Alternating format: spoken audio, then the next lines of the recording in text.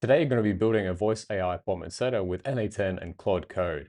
Last time I did this scenario, it took me 5 sessions, and today we're going to rebuild it in just 10 minutes. Now, the Claude Code is going to be the brain behind building this scenario, and n8n is going to be the runtime. Let's write the workflow. It helps us debug when it breaks. It updates the workflow, and because Claude Code can't actually run anything by itself, we're going to be using n8n for the runtime. Now, for runtime, it just means that all the workflows are going to be executed within n8n, so it's going to be our backend. And yes, we've used n8n in production for dozens of our clients. The reasons are it is visual and debuggable, so you can see each execution. You can have it self-hosted or cloud, and that means you can have it GDPR compliant, for example. It is client showable and teachable. So what that means is you can sell them a package where you could actually teach them on how to manage their own workflows. And we've done that a few times. And the more tech side of that business's team actually deals with that. Anyway, this video is proudly sponsored by n8n. And today I'm going to be showing you guys on how to set up a Google Calendar appointment setter. And this time, I'm just going to do one small prompt. I'm just going to type it in, and it's going to create us a webhook. We're going to check us a check calendar route. It's going to create us a book slot route, and then it's going to respond to the caller in whatever platform we want to use for our voice, whether it's 11 Labs, VAPI, or retail, or whatever you guys want. Now, let's jump into Cursor where we have our Claude Code set up. That's going to help us create this. So right now I am in Cursor, and this is the best setup that you can have right now. It is April 2026. So Claude Code within Cursor is the God tier, S tier setup. I highly recommend doing this. We've got a couple videos in a school community if you want to watch how to set it up. But anyway, I just want to show you how this works. So we just type in Claude, and all we have to do is just type in /deploy template. And then it's going to ask us, what kind of workflow do we want? Do we want an appointment setter, a lead quantifier, etc.? And just to show you before I actually tell it to execute any, this is my current n8n. I don't have anything in here in terms of any appointment setters, as you can see. So I'm just going to refresh just to show you that. See that? Nothing there. So now when we go appointment setter, I'm not even going to write a full word. And then it's just going to go off and think about everything that we have in our project folder on the left-hand side here. And it's just going to create us the workflow for us. Okay, it says it's finished. That took about a minute, and it deployed workflow name, appointment setter Google Cal, gave us the workflow ID, the path. I was using this with 11 Labs a little bit before, so that's why it's 11 Labs, but you can change that. Now we're just going to jump into n8n. I'm just going to show you guys. I'm going to refresh. And look, now we have a new scenario in here that's already all done and pre-made for us. Pretty cool, isn't it? Now, the only thing once you create this scenario is you do actually have to come into your Google nodes right here, and then just make sure you're authenticated for one. So you're going to click in here, you're going to click on create new credential, you'll set up your Google Calendar setup, and then you'll click on the drop down from list, and then actually choose the email that you are authenticated with. So you need to jump into every single one of these nodes and then do that. Otherwise, you can't, without the authentication and then selecting your proper email, it won't work. All right, and now your backend for your Google Calendar setup is ready. This is voice AI platform agnostic. What that means is you can plug it into VAPI, into retail, into 11 Labs, into any other platform that you really like. So I just want to now show you how it's going to help us if we, for example, wanted to update or change or add or remove stuff from this workflow. So let's just say we wanted to, for example, have a dynamic way to change the amount of time that a slot was booked for. So let's do that. But first I want to show you guys that it can actually execute it can actually run an execution from within our Claude Code setup right here.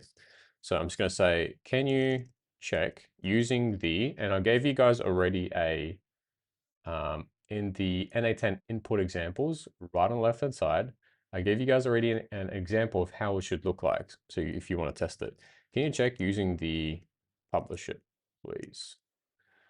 I did the above. So we authenticated and we added in our emails.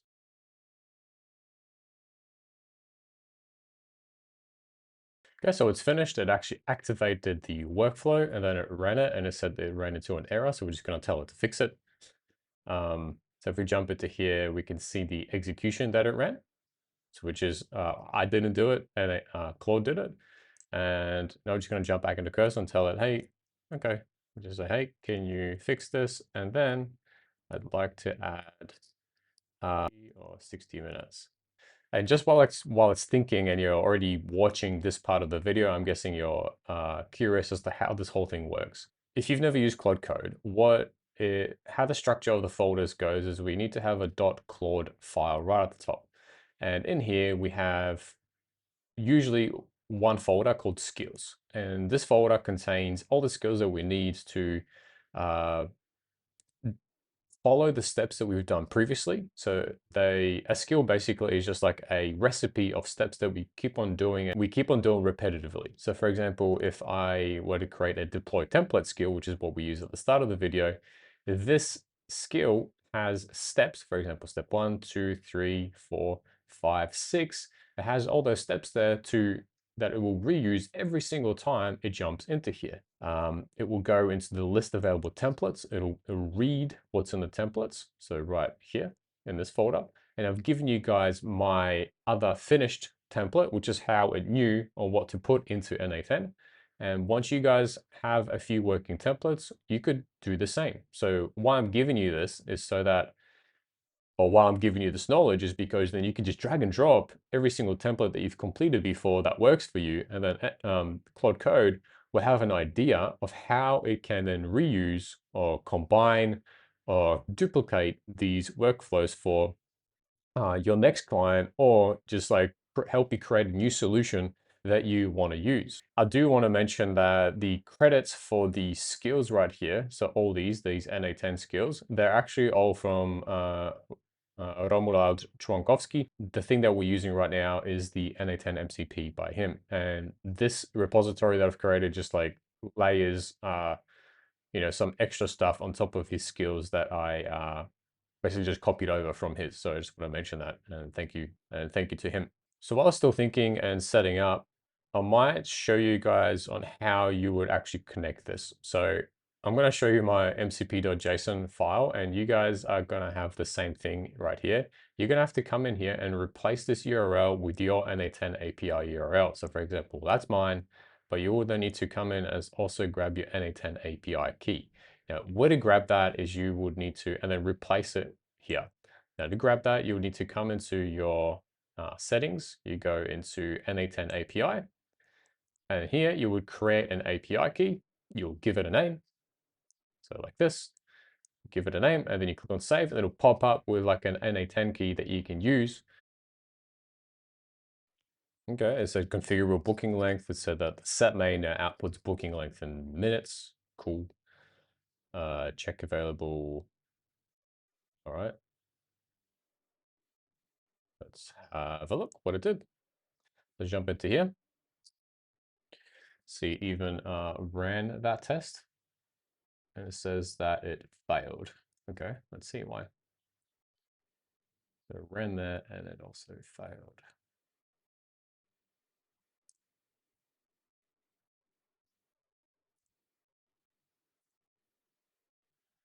Yep, so that run, it didn't work. So this is the downsides of using, an MCP. If you are, like new to the MCP game and n8n and Claude Code, you're completely relying on this to get it right. And if you haven't got the experience in the n8n, this sometimes might require like a few back and forths to actually figure out on how to fix this. So you just have to come in here and say, hey, this is my screenshot. So I literally just gave a screenshot of this. I just pasted that in directly in there. It didn't work at all. And we can come into the node, by the way, and just like even take another screenshot. Like that didn't work in there. So that's what's inside.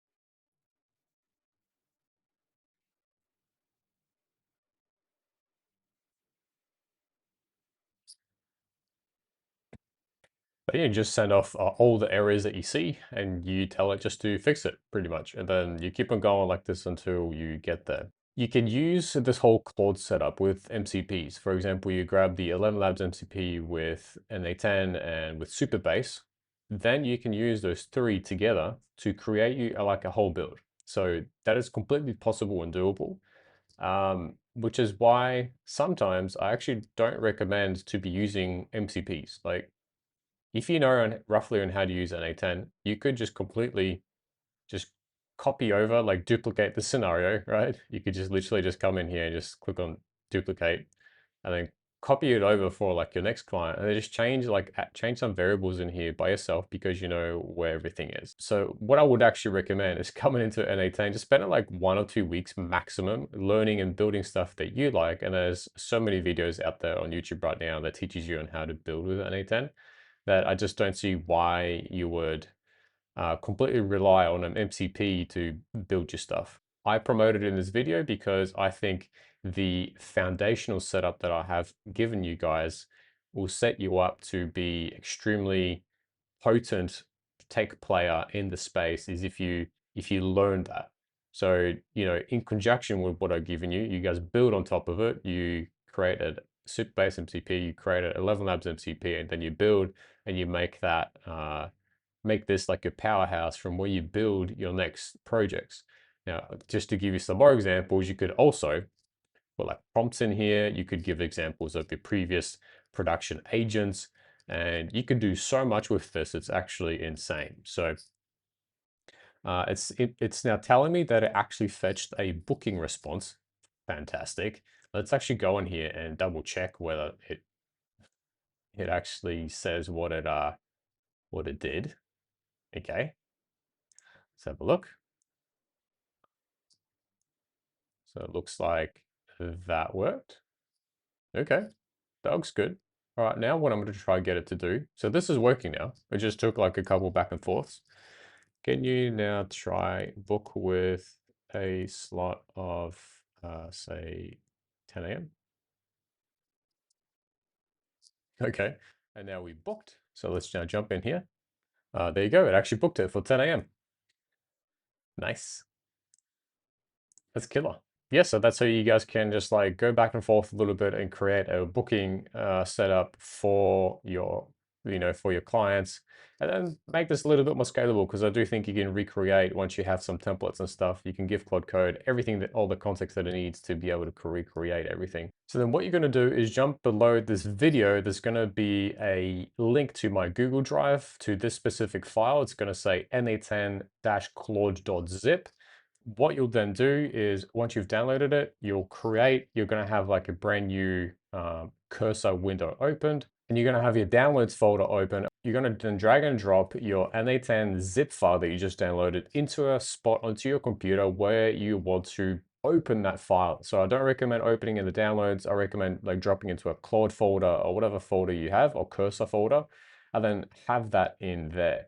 Now, once you have that in there, you're going to double click on it or open it. So once you have this in here, what you can now do is you're going to open project, go to the folder where you have saved it, you're going to click on open, and now you have everything that you need. Now, to make this work, we're going to press Command J or Control J, and then just type in Claude. And from here, you just say, yo. As you guys can see, the tech is getting quite a lot easier, but there are still some nuances that you still have to figure out. And to make stuff production ready still takes a bit of experience and still knowing some things. So I think the whole space shifted when Claude Code was released, and I don't think it's time to learn code or node anymore. It's just systems thinking. So before you had to actually go and plan a build, you have to figure out, conceptualize, think of the correct pathways and error handlings and plan everything out yourself. And you might be sitting staring at that ceiling for like a couple of nights, maybe with a drink of scotch in your hand. But now you just tell Claude what to build. And if you just understand basics of APIs, JSONs, webhooks, databases, how to deploy stuff and where to deploy it, and how each tool kind of what it does and how it works and how it would fit into your overall system. Then if you just understand that stuff conceptually, I think you can build anything. I think you can build anything. I still use n8n for my business. We run an agency. And I literally just finished off 2 projects where we were building on the client's n8n. So yeah, we run it, we run the self-host options, and it cost us maybe like $15-20 per client. But once you've got a client, I recommend jumping up to the $100 per month plan and connecting up n8n MCP and just let it build whatever you want, along with any other MCPs that you can think of. But anyway, thanks guys for watching. Peace, and see you in the next one.